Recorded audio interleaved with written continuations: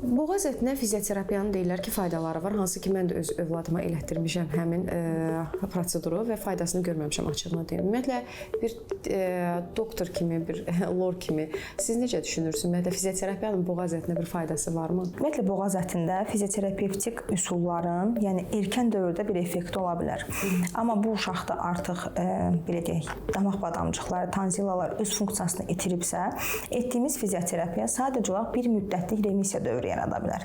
Remisiya dövrü nədir? Məsəl üçün, ayda 2 dəfə gəlirdisə və yaxud da 2 aydan bir boğaz əti iltihaplanırdısa, bu biraz uzun müddət çəkəcək, yəni daha gec gələcək.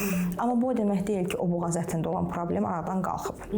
Çünki uşaq vaxtında, belə deyək, sizin dediyiniz kimi fizioterapevtik üsullardan istifadə edən insanlar artıq 20, 30, 40 yaşında bizə əməliyyatla gəlirlər. Yəni, əməliyyat üçün müraciət edirlər.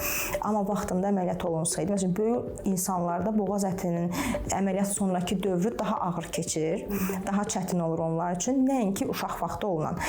Bundan əlavə də böyük yaşda olunan əməliyyatlarda artıq həmin insanın orqanizminə böyük zərərlər verir.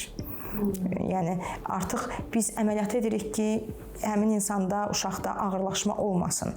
Amma təsəvvürə gətirin, ağırlaşmalar var və biz sonra əməliyyat edirik.